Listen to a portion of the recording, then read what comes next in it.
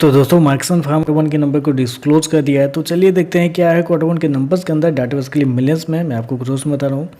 तो देखिए पिछले क्वार्टर में कंपनी ने 560 करोड़ के आसपास का रेवेन्यू जनरेट किया था ऑपरेशन के थ्रू पिछले साल 500 करोड़ के आसपास, जबकि अभी देखें तो कंपनी का रेवेन्यू 590 करोड़ आपको जाता हुआ देखने को मिल रहा है। तो साल से साल देखें तो साल से साल कंपनी के रेवेन्यू के अंदर लगभग बोल सकते हैं 18% के आसपास की तेजी आपको देखने को मिल रही है। वहीं अगर क्वार्टर क्वार्टर जाते हैं तो क्वार्टर क्वार्टर भी कंपनी के रेवेन्यू के अंदर वही 5 से 6% के आसपास की तेजी है। तो क्वार्टर क्वार्टर साल से साल कंपनी का जो रेवेन्यू है वो आपको बढ़ता हुआ देखने को मिल रहा है। जबकि मैं आपको बता दूँ कंपनी ने शो कितना किया है 590 करोड़ के आसपास का रेवेन्यू, जबकि मार्केट का अनुमान था 570 करोड़ के आसपास। तो मार्केट के अनुमान से देखें तो कंपनी का रेवेन्यू आपको बेहतर आपको देखने को मिल रहा है। खर्चे की बात करते हैं, पिछले क्वार्टर में 476 करोड़ खर्च किए थे, पिछले साल 413 करोड़। अभी देखें तो कंपनी का 485 करोड़ के आसपास आपको जाता हुआ देखने को मिल रहा है। तो कंपनी खर्चे भी देखें तो खर्चे भी ऑन एन एवरेज मतलब ठीक ही है, कंट्रोल में ही आपको देखने को मिल रहा है। चलिए कंपनी का प्रॉफिट क्या निकलता है वो देख लेते हैं। लेकिन उससे पहले एक चीज़ मैं हाईलाइट करना चाहूँगा। बेसिकली हर क्वार्टर में क्या होता है, कंपनी को इन्वेंट्री के नाम पे कुछ पैसे का फायदा होता है। पिछले साल 23 करोड़ का फायदा हुआ था, इस क्वार्टर में 66 करोड़ का हुआ है, पिछले क्वार्टर में 41 करोड़ का हुआ था। तो इन्वेंट्री के नाम पे कंपनी को हर क्वार्टर में कुछ न कुछ फायदे होते हैं।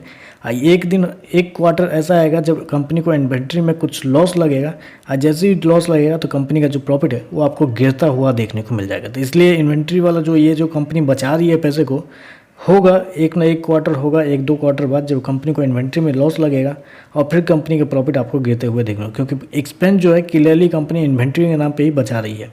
चलिए कंपनी का प्रॉफिट क्या निकलता है वो देखते हैं। तो देखिए पिछले क्वार्टर में कंपनी 77 करोड़ के प्रॉफिट थे, पिछले साल 70 करोड़ के आसपास।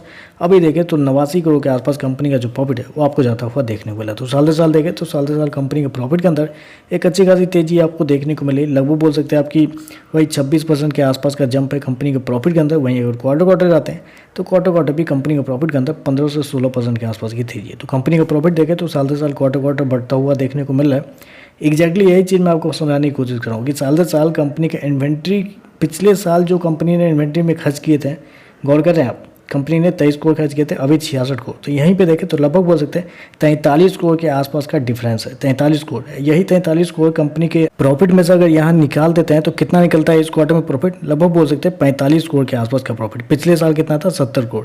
तो यहाँ पे देख रहे हैं इन्वेंट्री की वजह से कंपनी हर क्वार्टर में अपने प्रॉफिट को बढ़ा रही है।